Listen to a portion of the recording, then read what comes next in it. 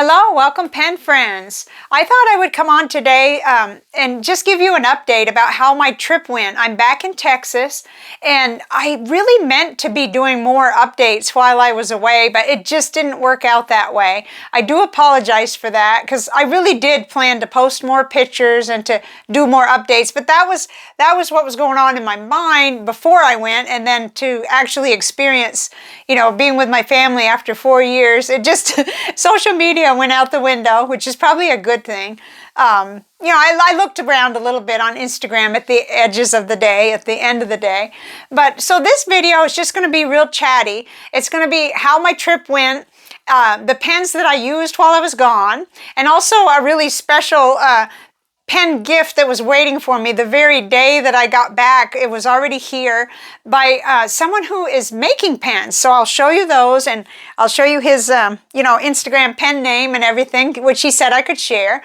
And then I'm going to talk just briefly about how Manuel and Coco are doing, and then also what's next, because it's sort of an open doorway to the summer now, and I do spend a lot more time at my pen desk and with creative things here in the hot Texas summer. So that's what this video will be. If you don't like chatty videos, it's going to be a torture, so just warning you. So as to how the trip went, many of you who've followed me for any length of time at all know that my family's in Vermont and I'm here in Texas. And so I normally travel more often, about every other year, or seldom to 2 years go by. But with everything, the whole situation in the world and everything that happened, which we don't need to talk about, we all know what happened, that and some health delays and sick animals here kind of created a 4-year gap. So the last time I'd gone home was May 2019. So it just felt like forever. And it was pretty much an obsession of mine to get back home. In fact, the pen pals were going to probably breathe easier because the subject will shift now. I was just constantly trying to work it out. And I think I had gotten a little bit rattled by all the changes and the length of time too. But anyway, I ended up choosing a different airline than I normally do. I've flown ever since I was 17, and for many, many decades now, it's just been United, which was Continental and then changed to United. But I wasn't finding the routes. I was finding a way to get there from South Texas to northern Vermont, but it was a weird route, and it was going to put me there really late, and then get in a rental car and, I don't know, either go to the motel room right there or head to my destination town, which I had, plans to stay there because that's where my mom lives, at least at the beginning and then at the end of the trip. So I was shaky and I was nervous, about flying American. I had no idea, but everything just really went smooth. And I appreciate all the prayers and the thoughts and the positives, that were in the comments of my other update video. I just, as I was about to leave, I appreciate you all so much, because I kind of knew that I had a lot of folks behind me, like hoping that I would, get there and so forth, and that matters. It matters a lot more than I realized, and it really did. I was like, come on, Chris, you just have to do your part, So it went really, really well. Everything went, there was the very first flight was delayed by half an hour, and I'm not gonna lie, my teeth were just clenching because I had a close connection. But I started that journey up there really early in the morning, and I had push notifications for gate changes and all that all set. So I knew that I only needed a few minutes, to get from gate to gate. And that's, they were already boarding. My boarding group had already been called, which is like boarding group 5, I think. But once I got on there, I was like, ooh, I think this is going to really happen. Like, this is going to happen, because that flight was obviously going to be on time, it looked like. And then the next one, I had a couple of hours. And so it was just much more humane, being able to use a restroom on the ground, not in the air and so forth.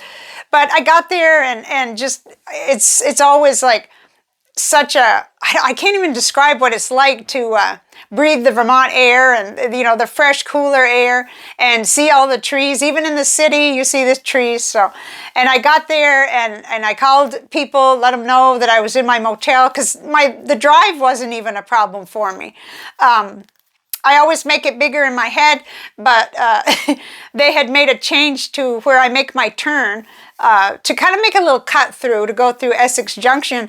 There was a big sign over the stoplight where I could no longer accidentally go through it because it was so easy to see this time from the direction, from the airport. From the other direction, going back down, it was harder, but I don't know. Things like that, like just, I felt like there was an angel sitting on my shoulder the entire 9 days, you know, from start to finish. I just kind of shook my head at times. The only downer, I think, at all was that I didn't get to see everybody. But I knew going in that that was probably going to happen because I had 7 days, you know, 7 days there. 2 were flying, flying days to get up there and to go back. So, but I just can't, I couldn't have ordered better weather. Literally, they had, I think, rain before I got there. And as I was leaving, it started to snow. So it was like these mild, super cold for me, but cool evenings, you know, nighttime temperatures in the 30s and then 60s and sometimes even dipping up to the 70s during the day. It was idyllic. I mean, it was just fantastic. And then just to see my family after so long, you know, I'm going to just maintain their complete anonymity and privacy. But, you know, a young person grew a lot and is ready to graduate. Let's put it that way. And then, of course, there were changes, you know, that my mom wanted to show me in her room and things. And then I got to see one aunt who actually was living down south further, because like I said, I like to keep everybody's their own personal private stuff private, but she had moved up to another state right on the border of Vermont, so I could go and see her. And I got like prime time with my brother, and he had taken time off work, and oh my goodness, I just can't tell you how much it meant to me. Of course, on the way back, I was kind of a mess. I was emotionally a mess, you know, because it was like so great. And then it was like, oh my gosh, it's over. How could it be over? How, you know, with all that time, all that build up. So that's for the trip. You know, over time, I'm sure I'll be showing you more. I will show you my favorite picture that I took. Well, I can't show you my favorite. It's hanging on the wall and it's got people in it that I don't have permission to do that. But this is my favorite, like, scenery picture that I took down in Newport. We went to Prouty Beach and we walked along a new bridge and path that they'd made, and it was gorgeous. And that morning was cool and crisp, and I don't know. I think I'm going to get that one blown up. I already got an 8x10 of of the family and me in it too, which is kind of rare. I usually don't get in the pictures. So, but then, okay, so I could talk all day about that. But moving on to the pens I used, which is while I was up there, which amounts to I ended up taking just 4 pens. And I'm sure you're going to laugh at me. It was weird. What happened was the night before my first flight, you know, to get up there, May 9th, there was bad weather moving in. And I kind of changed some of my packing because I thought, you know, I may decide to just take off with just my backpack because that would give me full flexibility about changing my itinerary. There wouldn't be a checked bag that I'd have to fetch at some far corner, you know, and because I've had that before where you could more easily change an itinerary if you needed to, if you didn't have to fetch your bag. This is post 9/11. Before that, they'd just let the bag go on. You know, it might get there after you or whatever, and it was no big deal. But now with post 9/11, you kind of have to be on the same. They want you to be on the same plane with your bag. Oh dear, you know. Okay, so I stripped down and made things even more minimal. But the one fountain pen that I did take was the Pilot Kakuno, and it has a medium nib. And I just took a cartridge, and it worked out beautifully. It was so smooth, so nice. I was getting really like antsy about wanting some purple ink and some pink ink by the end, but this was a really good, solid choice. I didn't worry about the pen. I loved the smoothness of it. And then, then of course I had to have one to carry absolutely everywhere in my pocket, and that was the little pocket pen. The little, this is a ballpoint pen that I've reviewed before. I love this pen, and I love this clear one especially because I kind of keep an eye on the ink and everything. They're refillable, and then I'm embarrassed. I'm afraid I'm going to get, you know, bad comments or something, but I stuck this in my backpack as kind of an emergency pen in case I lost everything else. I don't know. But this is a smooth writer. It's just a big pen, a big crystal, you know.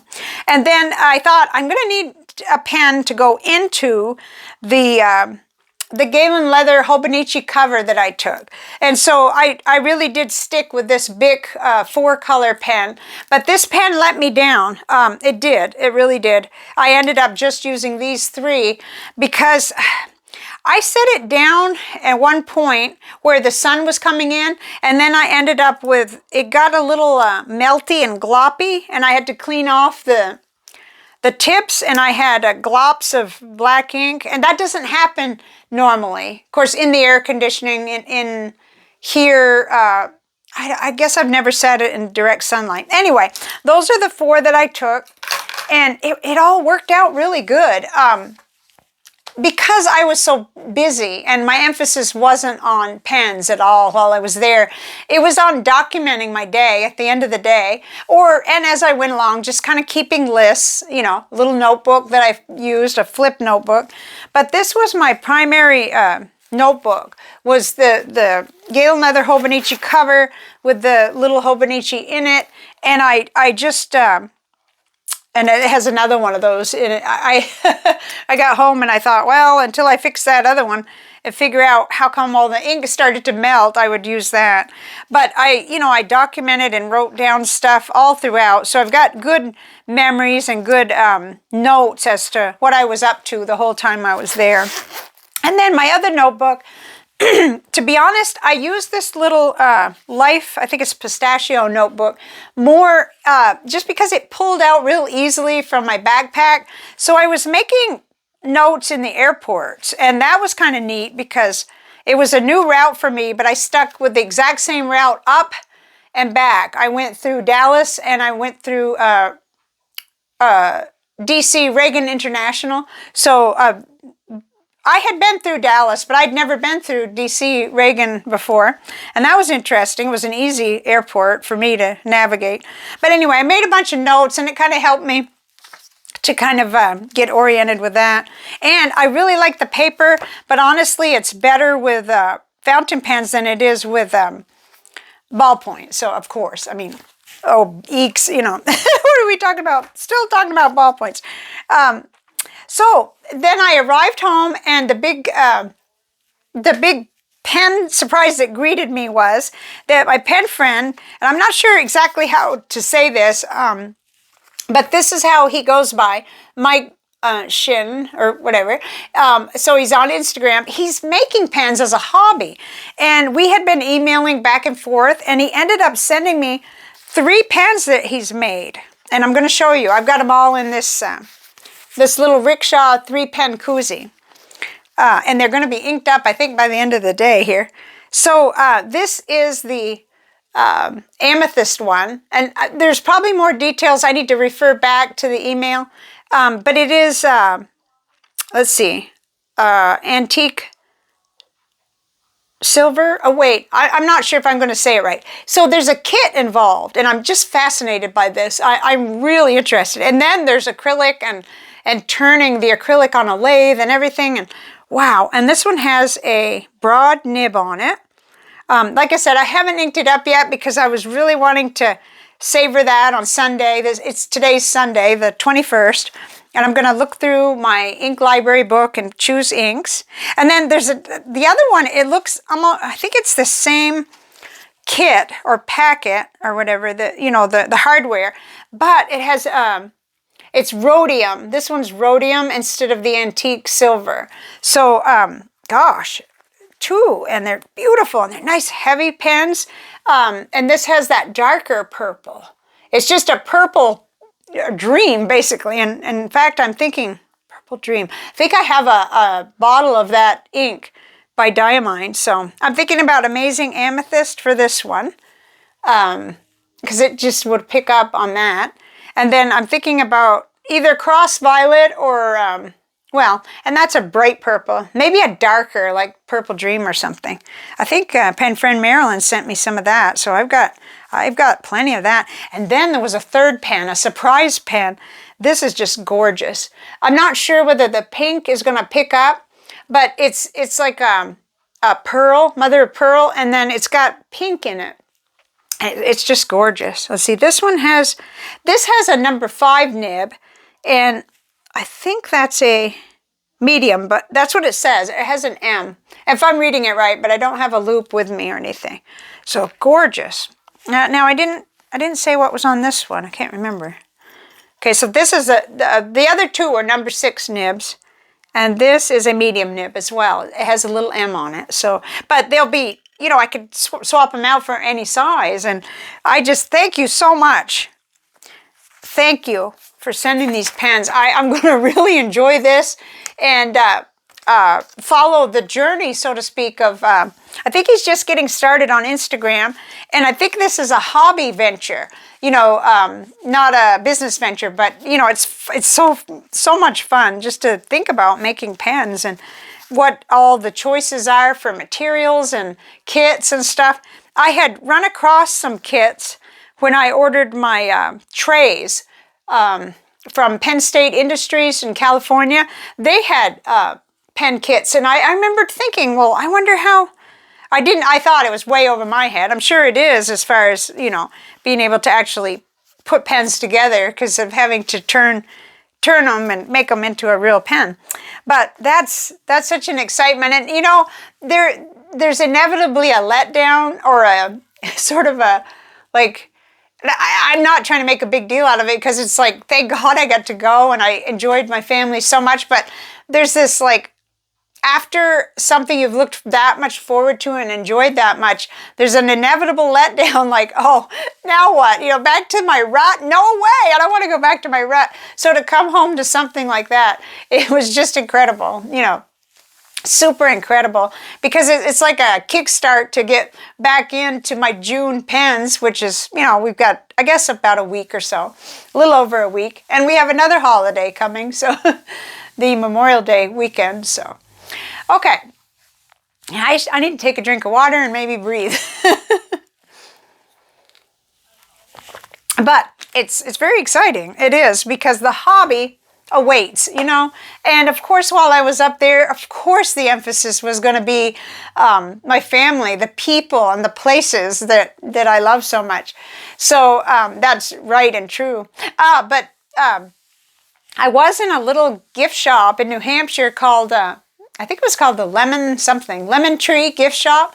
And they had a little Peter Popper fountain pen. Anyway, I kept circling back to that pen, and I kept thinking, I'm not buying pens, and there's no good reason really to buy a pen right now. It wasn't an expensive pen. But anyway, short story, my loved one bought the pen and is putting it away for me for my birthday or Christmas, which is just amazing. But that was a neat store. It had a lot of little stationary things, and we were just killing time before visiting someone who we didn't want to crash in on early, who was expecting us. So that was neat. So I promised to say how Manuel and Coco were doing, and they did just fine. It appeared that everyone was all alive and well, all the cats, and Princess too, but she's very independent. So I'll include her in this, but she's just so independent. Coco seemed really, really happy to see me. He's kind of sleeping a lot. He's kind of like he's tired like I am.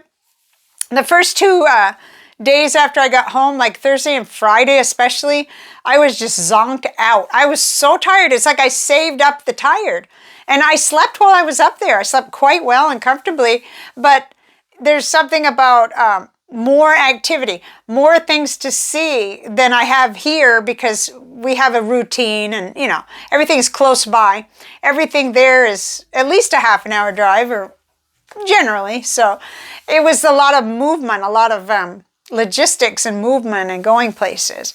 So Manuel and Coco did just fine, and they seem to be bounced back now. Everything is, they got me back to do the things I normally do. And everyone else in the family here seems well too, so that's good. So then we move to what's next. I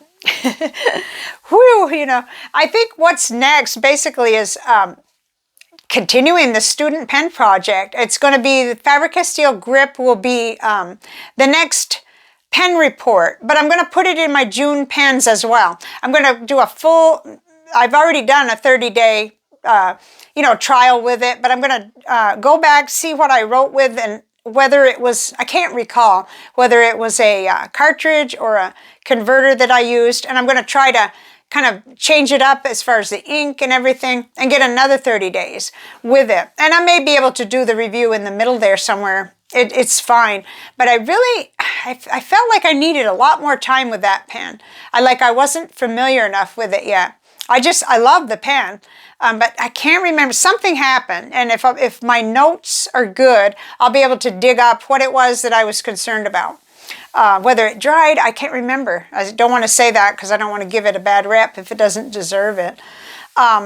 Another thing that I'm working on, quite frankly, is I'm trying to downsize my collection a little bit. So I have a 40 pen Galen leather case, and I'd like to create like a Chris's private collection of pens in that case. And that may ever change for a while before I actually do move on getting rid of some of the other excess pens, where now I've been in the hobby, like 6 years, and I know what I like. And I'm also, my philosophy on buying more pens is beginning to shift too. I don't really want to do that. I want it to be really, really special, like maybe a birthday and Christmas pen each year, and then the others would be really exceptions, I think. It's a goal to aspire to. I'm not saying that I'm going to get there overnight, but so June 1st, I'll come out with Chris's inked pens, and I'm going to be trying to just balance the everyday summer chores and what I'm doing here, with the hobby and the channel and everything like that. I mean, I had a lot of time to think, but I haven't had a lot of time to sort of process those thoughts and put them into actual actionable goals. But I realized while I was on my vacation that I have been out of balance heavily more into hobby stuff than actual real life. But I think it makes sense. I think coming out of, the 2 or 3 years where it was wild and crazy there, and then maybe over the past year, things were getting back to normal, and I hadn't quite, gotten back to normal. I was still in hobby mode and sheltering mode and whatnot. But that doesn't make a lot of sense yet, because I haven't made a lot of sense about it yet. But I would like better balance. It doesn't mean I want to stop doing, anything specific. I just want to really, really, really balance life better. And, it's a retired type lifestyle for me, even though I'm not of retirement age yet. I'll be 60 in December. But so there's going to be some things about my life that look a little odd, don't quite match, but it's a great opportunity for me to get things organized and to keep honing my skills on the yard work and things like that, making it working smarter, not harder, and things like that. So I think, I'm looking forward to it. And I'm also, very, very hopeful about being ready to travel again and not letting anywhere near so much time go by. And it's more important as the economy shifts to have more money prepared and ready, because things were more expensive. And boy, was I lucky. I had a place to stay for, all of the time except for the 2 nights on the ends. And just, you know who you are. Thank you so much. I'm so grateful. Just so grateful for every blessing, which there were so many, I can't even name them. And now I'm back, and it feels almost like, how did that happen, so quickly? And yet I waited at least 2 years where I was ready to travel, but things happened, And you know what I mean? Like, I don't want to trigger all the the checks on this channel to take forever by talking about the words that, do that. But the situations that we've all been through since 2020 have, that influence when I got to go and when my mother's care facility would be open for me to visit her and, allow that to happen without so much fear and precautions and masking. And okay, there we go. Right back down the dark alley, right? Okay. I think that is my update. I definitely feel like things will start to come back to look very, very normal around here, starting right before the 1st. And in the meantime, there'll be a lot going on behind the scenes here because I'm going to ink the pens, the new pens from, we're just going to say pen friend Mike, spelled M-Y-K-E, and just going to have a great time exploring those. They're very, very different than anything else in my collection, and they're beautiful. So I will see you all soon. And I mean, I've been around. I actually, my whole family and I watched, I think we were all kind of getting ready to go on a trip. So we were in and out of the room watching Hemingway Jones's How Fountain Pens Help with Depression. And, while I was, because they have it on their television there, and just like I have here where I can have my YouTube app on the TV.